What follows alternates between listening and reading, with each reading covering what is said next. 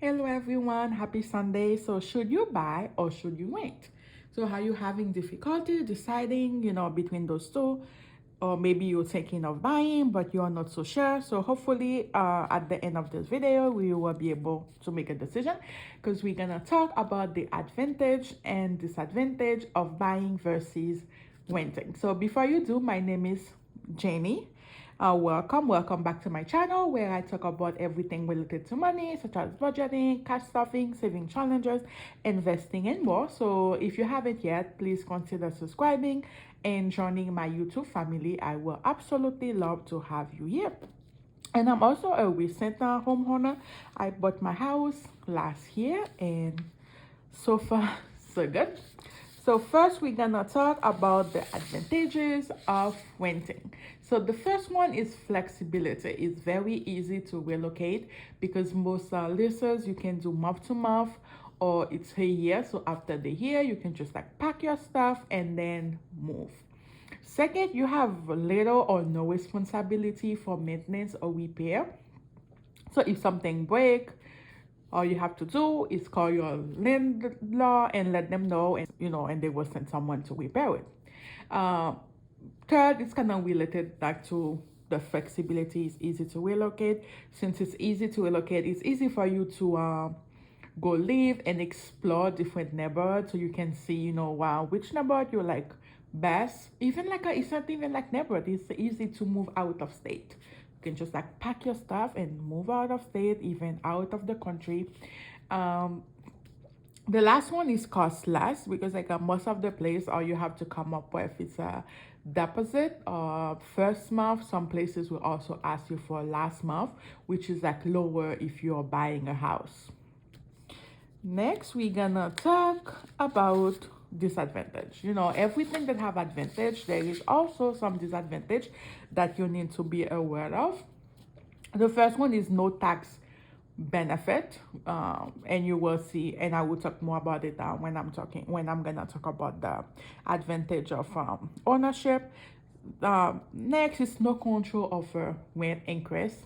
So it's like if you rent, sometime like every year, the owner might increase the rent, and there's like nothing that you can do about it. I mean, you can try and negotiate, to see if the for lower price, but most of the time there's nothing you can do. It's either you accept the rent increase or you move somewhere else.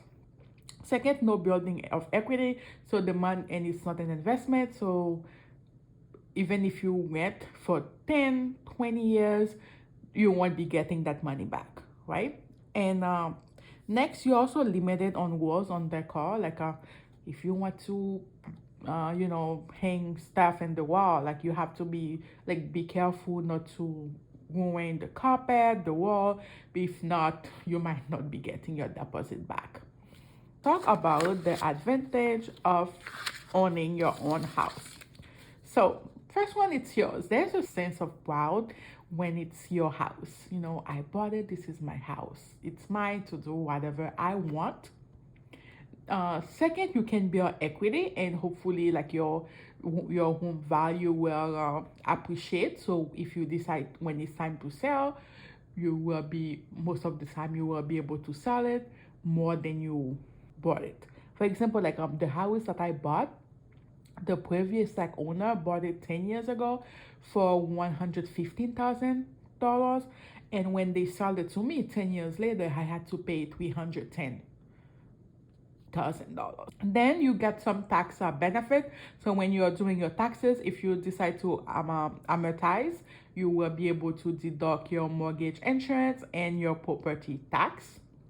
Next, you can decorate the way that you like, the way that you want is your house, unless of course you buy like a condo, so you have to check with the association board, which is why I don't really like condo to have like HOA, because if I have my house, it's mine. I want to be able to do everything that I want and don't like someone to be telling me what I should or shouldn't do. Next, there's a sense of community, of stability and security when you own your own house. Obviously, if there's advantage, there will be also some disadvantage. So disadvantage of buying, the initial cost is higher because you have to come up with your down payment and also your closing costs. So if you're a first time home buyer, for this one, my recommendation is always to look if your state has any special program, because they have like some program where for the down payment, you just need to come up, for example, the loan that I have, the MHP, for the down payment, I just need to come up with 3%. And even if you come up with 3%, you don't have any PMI. And they also have, depend of your income level, you might have some type of down payment or closing cost assistance. Second disadvantage is that you are responsible for all the maintenance and repair. So it's always good to have some cash reserve because things break. Home ownership, it's expensive. So I bought my house last year and I closed in July 2022. Then in December 2022, my water heater break. It's my house. There's like no one that I should, if I was renting, I would have just called my landlord and let them know that the water heater break. But it's my house, so I had to pay it myself to replace it. So always have some type of cash reserve emergency fund when you are a home owner. Second, you have to pay your own home insurance and property taxes, which is something that you don't have to care about when you're renting. It's the responsibility of the landlord to make sure that they have insurance and then the taxes are paid on time. But if it's your own house, it's your own responsibility. And then third, it's a long-term commitment. If you want to move, it's not a question of you packing your stuff and move. You have to make plan for the house. Like if you have to try, are you gonna rent it? Are you gonna sell it?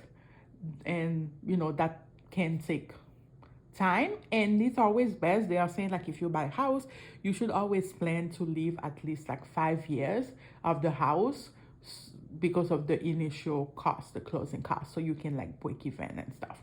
Yeah. So next. So whether you are thinking of renting or buying, you need first to start tracking your finance. I know, but you have to budget. You need to know where your money is going, and we also tell you, where you can cut back, and easy also to see, because like some people might have a spending problem or some people might have a income problem. So by budgeting, you will be able to see which problem that you have, so you can plan what you have to do in order to resolve this problem. So that's why, so in my next video, it will be a budget with me video where I will be setting up my September monthly budget. I will be going step by step. And so for those, if you haven't never budget, so I recommend you watch this video and will give you an idea of how to budget. So thank you so much for watching, and I hope this video was helpful and you kind of have now a better idea. It will be easy to make a decision to know whatever you should buy or rent. And please don't forget to comment, like, subscribe, and hit the notification bell so you will be notified every time I upload a new video. Bye, take care, until next time.